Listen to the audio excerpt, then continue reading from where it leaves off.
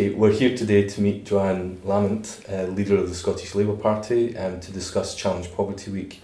One of the key themes that came through for us was around in-work poverty and low pay. We've been saying for a long time that it's a key issue, but I think that came through time and again in a lot of the events that took place. My name's Chris Baird and I'm a community activist from Barhead in East Renfrewshire. I'm involved with my local disability group, East Renfrewshire Disability Action, as well as national organisations like Inclusion Scotland and Poverty Alliance. Well, some of the key issues for me is, I think important in tackling poverty is the unfair and unjust welfare cuts, which are pushing people in our communities further and further into poverty and severe hardship and social isolation. And these people are having to make the choice these days between heating or eating, and I don't think it's any coincidence that we're seeing a sharp increase in people having to use food banks to feed themselves and their families, and I think there's a direct correlation between this and the welfare cuts.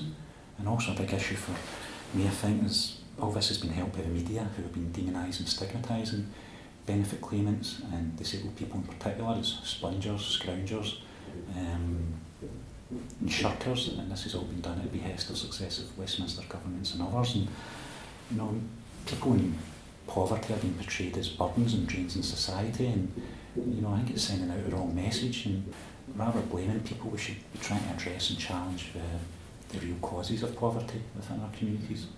Well, first of all, I think the important thing around tackling poverty is shouldn't have a council of despair. It is possible to make a difference if you take the right action.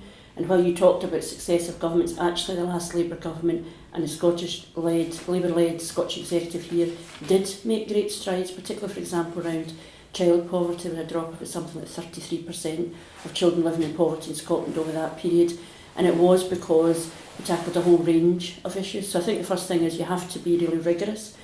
And it's one thing for governments to tell you what they care about, it's what they spend their money on, and we really need to look at what we're prioritising in terms of our budgets, and we need to have an open and honest debate about what the things are that we want to do. I agree absolutely about some of the language, particularly by the Tory and the coalition government at UK level. Dividing the world into shirkers and workers is simply not the way the world is. Just to pick up the point that you said, the vast majority of disabled people want to work, but it's the social, physical and attitudinal barriers that they're facing that's stopping them getting into work, and that's part of the problem. And instead of attacking people, they should be putting support in place. Actually, access to work's actually getting cut. So the constant refrain we hear is that these policies are all about getting people back into work, but really it's counterproductive. I think one of the other key messages that we'll try to get across through Challenge Poverty Week was the one that you started off with, is that change is possible, that things needn't be the way they are. We are going to see poverty rates increase over the next few years, largely because of the impact of cuts. But I think we need to keep reinforcing that message that things have been different in the past. Pension and poverty rates have come down dramatically, as we discussed the other day. We should be optimistic. Change has come in the past. There would have been a time where you would have found it very difficult to persuade the end of the National Health Service was a good thing. That argument was won, and I think we just need to have that optimism too, that it is possible through direct government action, critically working with organisations, people who really understand what's happening.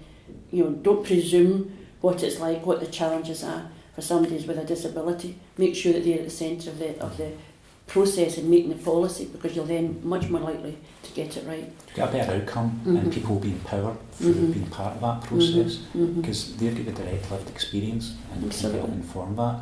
So could I ask you, how can you promote more meaningful engagement between people in our communities that are facing poverty and politicians? Well, I think one of the things I would say as an elected member, one of my priorities is to make sure that I work closely with people within one constituency and understand, whether it's the carers organisation, disability organisations or trade unions or whoever, talking to them about what the challenges are and kind of feeding that back into the process. And here, one of the things, it's absolutely true, if somebody comes to see me at a surgery or ask for help, you kind of address that problem, but you need to understand politically why that's happened. So you take the general issue back into the political process. I also think we need a reinvigoration of the Scottish Parliament's committees.